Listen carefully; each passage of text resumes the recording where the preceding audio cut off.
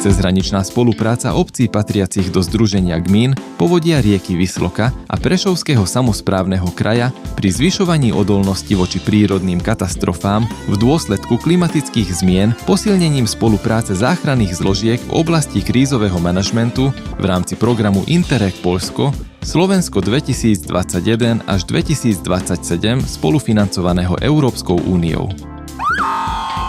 Spoločné cvičenie záchranných zložiek v Nižnej Polianke je výsledkom rozsiahlej cezhraničnej spolupráce, ktorú realizujú obce patriace do Združenia obcí, povodia rieky Visloka a Prešovského kraja na Slovensku.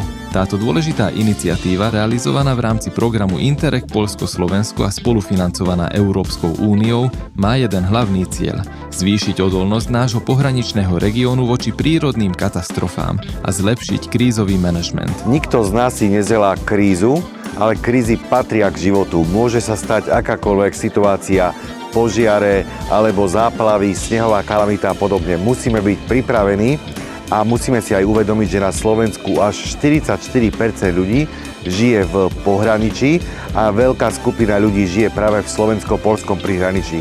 Žiadna jazyková bariéra, absolútna fyzická blízkosť je presne to, čo potrebujeme na prevenciu, na prípravu a na spoluprácu. Prevencia, príprava aj spolupráca vychádzajú z dôvery.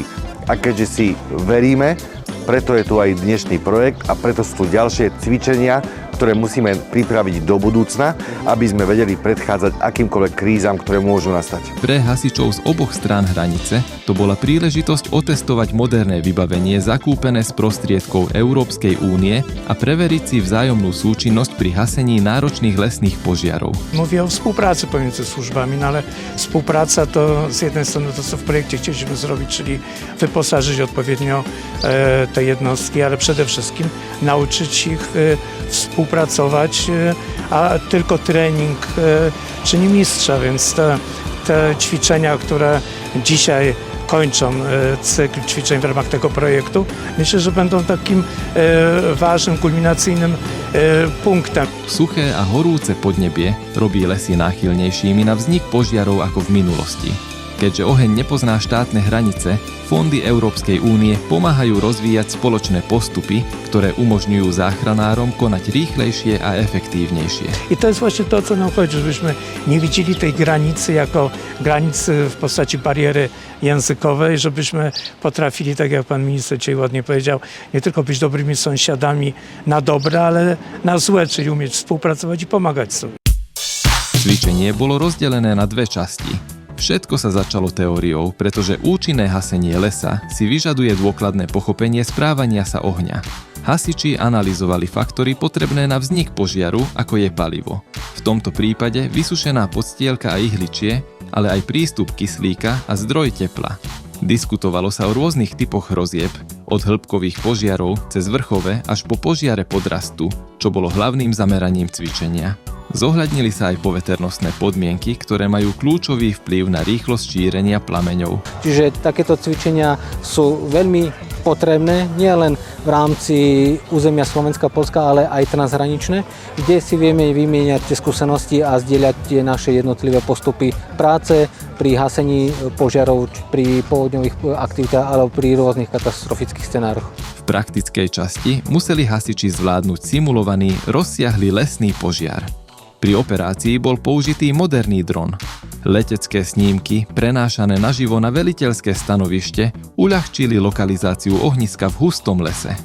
Súčasne poľskí a slovenskí hasiči spolupracovali pri rozmiestňovaní hasičských vedení a obsluhe techniky. Hlavnou úlohou bolo efektívne koordinovať činnosť a otestovať zakúpené vybavenie v reálnych lesných podmienkach. Rola naszej jednostki, tak jak innych pozostałych jednostek z Polski i ze Słowacji, było gaszenie pożaru. Musieliśmy stworzyć linię zasilającą, czerpaliśmy wodę, część słowacka czerpała wodę z lokalnego potoku.